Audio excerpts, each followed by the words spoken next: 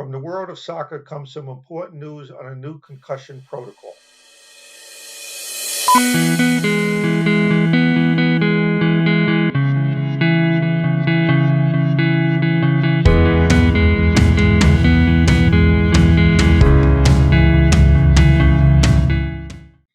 Like US football, soccer, which is also known as football, has had to face the reality that it is a sport that is a leading cause of concussions and brain damage to its players. Heading the ball and players crashing into each other are leading causes of brain damage. And like US football, soccer is a concussion delivery system. In recent months, soccer leagues have been under increased pressure to re-examine their rules when it comes to players who have been removed from a game due to a suspected concussion. Should these players be allowed to return? What kind of substitutions should be allowed? Under prior rules, soccer had two types of substitutions: temporary substitutions and permanent substitutions. A temporary substitution was permitted to allow a player removed from play to be examined on the sidelines and then returned, if appropriate, to the playing field. If a player couldn't return to play, then a permanent substitution would have to take place. But soccer only permits 3 permanent substitutions per game.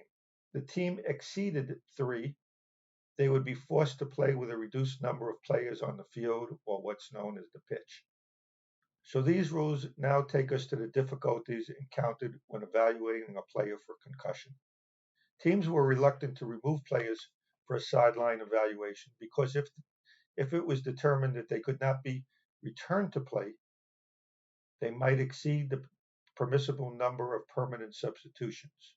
Players and teams were reluctant to report concussions because, again, they didn't want to be sidelined and perhaps risk a team playing with a reduced number of players on the playing field. So the English Premier Soccer League and the International Football Association Board has announced a new rule dealing with removal of players and substitution of players who have a suspected concussion. Any player now removed from play because of a suspected concussion is permanently removed from play and not permitted to return. Because of that, teams are given an extra 2 substitutions for players removed as a result of a suspected concussion. Although some groups have criticized this new rule because it may cause teams to be reluctant to remove players and may cause players to be reluctant from reporting their symptoms, in my opinion, it does emphasize the fact that concussions have to be taken seriously. And the rule that when in doubt, remove a player from play must be paramount in everyone's mind. As far as players and teams that think it's a good idea to play through a concussion and not remove a player, well, we need a cultural change. We need teams and players and fans to understand that a concussion is a serious injury with potential lifetime consequences.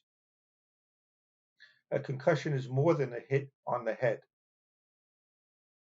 and more than a bump or a bruise and more than just seeing stars. It's an injury that can change a player's life forever.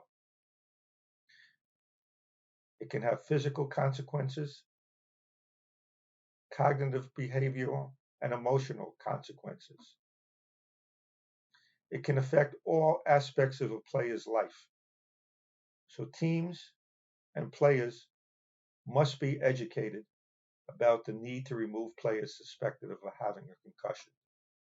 And yes, they should not be allowed to return to play because they can never be adequately assessed in a few short minutes on the sidelines.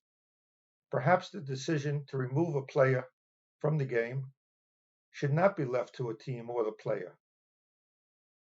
And like American football, third-party observers need to be placed in a position to make this decision.